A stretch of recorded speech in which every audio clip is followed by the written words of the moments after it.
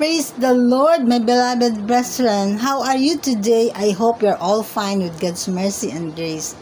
Today, our topic is about with spiritual insight. Ang ating mahal na Pangulong President Ferdinand E. Marcos Jr. ang siyang nilagay ng Diyos upang mamuno sa ating bansang Pilipinas. Ang ating PBBM ay nalihans ng mga beloved ministers ng aming church ng Jesus Miracle Crusade International Ministry, kaya ginagabayan siya ng mahal na Panginoong Jesus. At sa ilalim ng kanyang pamumuno, maraming mga katiwalian ang nabulgar tulad ng mga ghost projects ng flood control, kasama na ang substandard na tulay at mga kalsada sa pamamagitan ng mga pag-aaral at mga sumbong sa kanya.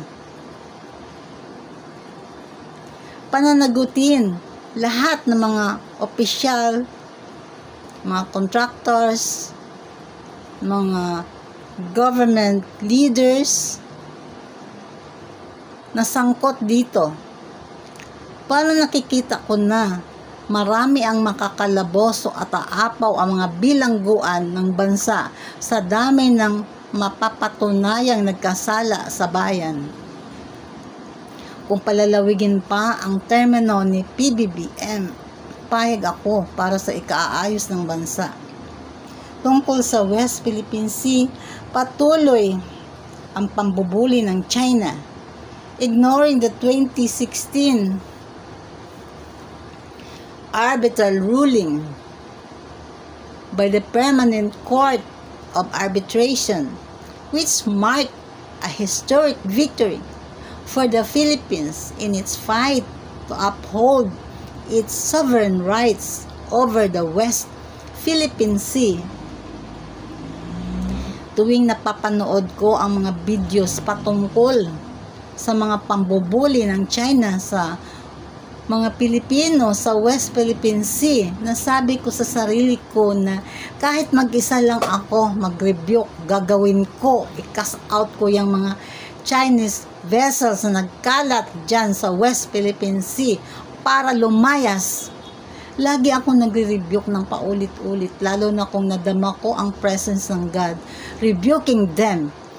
Chinese vessels cast out in the West Philippine Sea in Jesus' name, amen and amen.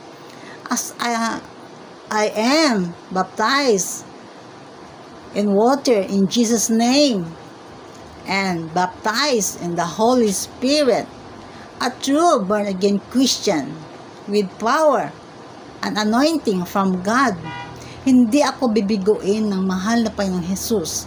Maraming beses na napatunayan ko na hindi niya talaga ako binigo patungkol sa pag-rebuke na lumayas na lahat ng mga Chinese vessels na nagkalat dyan sa West Philippine Sea. Mula sa mga balita na nalalaman ko sa West Philippine Sea na may mga barko ng China na umalis at hindi natuloy ang kanilang masamang balak sa mga Pilipinong nagpapatrolya at sa mga mangingisda dyan. Palagi ko sinasama sa prayers ko na malusaw mga Chinese vessels sa karagatan ng ating teritoryo by the power of God. August 11, 2025, nabangga ang barko ng China. At grabing pasasalamat ko sa Diyos. Patunay lang na ang protection niya ay nasa ating mga kababayan, sa ating mga Pilipino, at wala sa China. Praise the Lord. Amen. Hallelujah.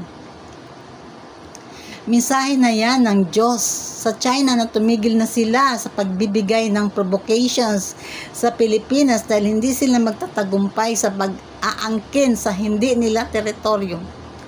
Naisip ko na grabe ang pagpapala, pag-iingat ng Diyos sa ating kapwa Pilipino na nagbabantay sa West Philippine Sea dahil sa ang bansang Pilipinas ay sobrang mahal ng Diyos. Yes, amen. Sobrang mahal ng Diyos. At ito ang bansang kakambal ng Israel, ang pinili ng Diyos. We are the spiritual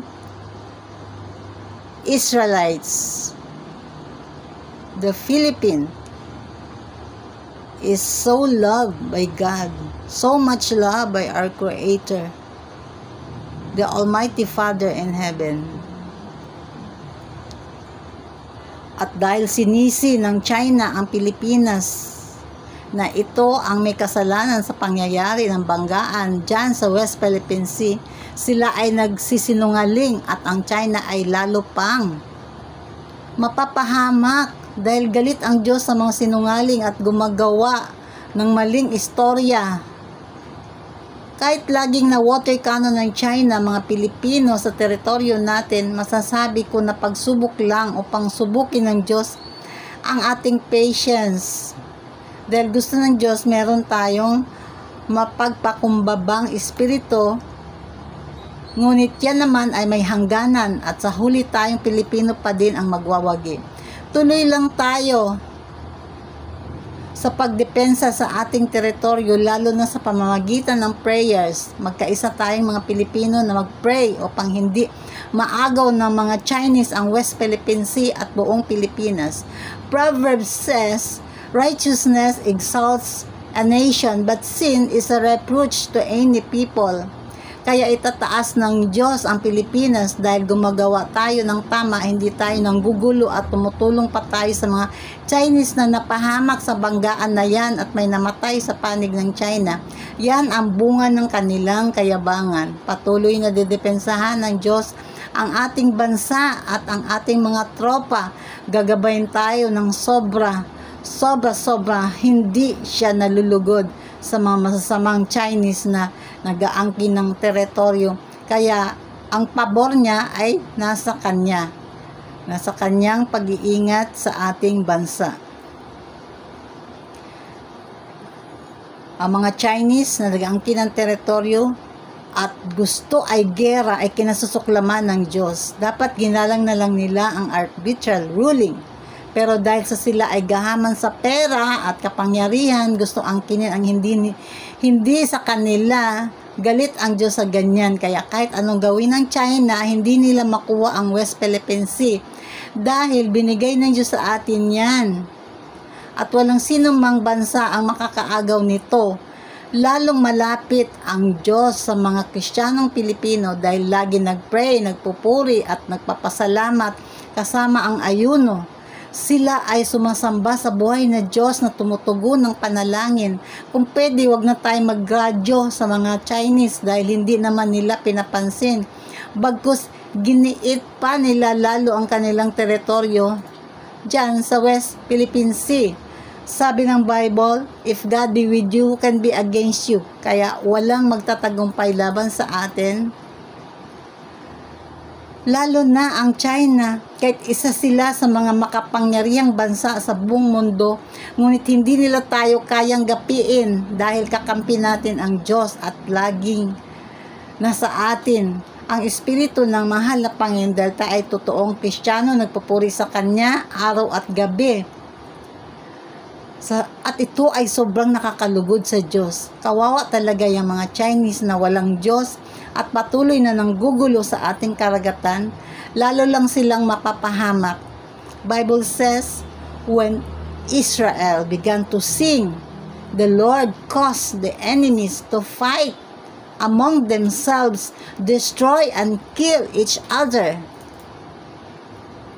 Yan ay mababasa sa 2 Chronicles chapter 20, 22 to 23. Ito ay mangyayari because God's word is truth. Ang Pilipinas ay grabing pinagpala, madaming kaalyadong malalaking bansa. Una na ang US na handang tumulong sa Pilipinas na talagang hindi nagpapabaya ang Diyos sa ating mahal na Pilipinas. Noong araw, madaming bansa umapi sa atin, sinakop tayo at pinagmalupitan. Pero ngayon, hindi na mangyayari yan dahil madami na ang mga Pilipino na naglilingkod sa Diyos, maka-Diyos sa isip, gawa at katotohanan. Sa ngayon, laganap na sa buong Pilipinas ang gospel. the power of God unto salvation, kaya mahihirapan ang China na sakupin tayo. The Bible says, if you obey God's voice and do all that He speaks, then He will be an enemy to our enemies. He will fight for us and subdue all our enemies, giving us the great victory. Okay, glory to God. Salamat sa mahal na Panginoon sa pagkakataong ito. Thank you po at pagpalain tayong lahat. God bless us all.